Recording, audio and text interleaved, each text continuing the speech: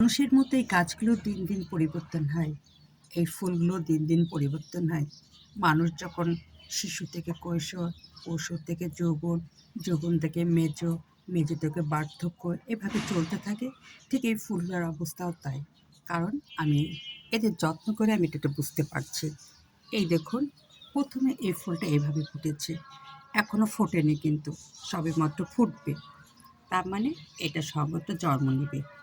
তারপরে এই দেখুন, ফুটেছে আজকে। এটা সবেমাত্র কী বলছি, শিশু হচ্ছে। দেখুন, এক এক ধাপে এক এক কালার আসছে। এই কালারটা দেখুন কত সুন্দর, সবেমাত্র সব শেডের মধ্যে থাকবে। তারপরে এই কালারটা দেখুন কত সুন্দর, আরেকটা চমক নিয়ে আসছে কিশোর। তারপরে দেখুন যৌবনে আসছে এই ফুলটা, কত বড় হয়েছে দেখেছেন? এই দেখুন, সেই রকম সুন্দর হয়েছে। এই যৌবন থেকে তারপরে ধাপে আসছে এই ফুলটা। এটার কালার দেখুন অনেকটা চেঞ্জ হয়ে গেছে এবং ঠিকমতো রোদ না পাওয়াতে ফুলটা সেইভাবে এই ফুলটার মতো পরিস্ফুট হয়নি, কিন্তু এটা কিন্তু সবার আগে ফুটেছিল। এই দেখুন কত চেঞ্জ আসছে। এই জন্য আমি বলি, মানুষের জীবনের সাথে এই ফুলগুলোর জীবনের অনেক মিল আছে। মানুষ যেমন আস্তে আস্তে এক এক ধাপে এক এক রকম চলে যায়, এই ফুলগুলোও তাই।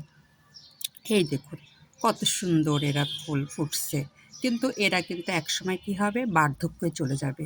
তারপরে এদের আমি ছিঁড়ে ফেলে দিব। আর মানুষের জীবনে যেমন বারবার রং পাল্টায়, এই ফুলও কিন্তু বারবার রং পাল্টায়। এক এক সময় তাদের সৌন্দর্য এক এক রকম হয়।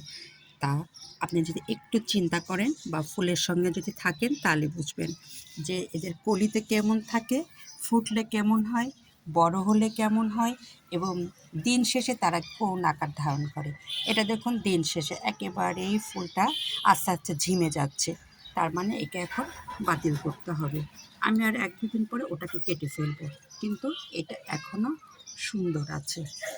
এটাও তাই, আস্তে আস্তে এটাকেও বাতিল করতে হবে, কিন্তু থাকবে এরা। এটাও তেমন তাই। এই দেখুন অনেকটা ঝিমে গেছে। এই জন্য আমি বলছি, মানুষের যেমন বার্ধক্য আছে, মানুষের যেমন কৈশোর, যৌবন, শিশু সবই আছে, ফুলদের বেলাও কিন্তু তাই। একটু চিন্তা করলে বা এদের নিয়ে একটু আলোচনা করলে বা এদের একটু খেয়াল করলে এরাও ঠিক ধাপে ধাপে এরকম পরিবর্তন হয়। এই দেখুন কীভাবে পরিবর্তন হয়েছে। এটা আমার বেলকনিতে। আমি অনেক দিন ধরে আমি এটা খেয়াল করছি যে এক এক সময় এক এক রকম ওরা ধারণ করে। তারপর আরও দেখুন, এই দেখুন এটা তো একাই ঝরে গেছে। তার মানে এটা হলো বার্ধক্য শেষ। এটা নতুন ফুটেছে, এই দেখুন কত সুন্দর হয়ে আসছে, কী টকটকে কালার। এই দেখুন, দেখুন কী সুন্দর, কী টকটকে কালার। এই দেখুন, আর এটা দেখুন ঝিমে গেছে, তার মানে এর মেয়াদ শেষ।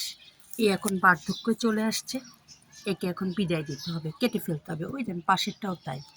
আমি আরেকটু দেখাবো আপনাদের। ফুলটার অবস্থা দেখুন, একেবারে সব শুকিয়ে গেছে। তার মানে সে একেবারে বার্ধক্যে চলে গেছে, তার আর আয়ু নেই, সে একবারে মারা যাবে। মানে গাছটাকে আমার কী করতে হবে, সবগুলো ফুল ছিঁড়ে ফেলে আমাকে গাছটা আমার নিচের গ্যারেজে দিয়ে আসতে হবে, একটু যত্ন পেলে যদি হয়।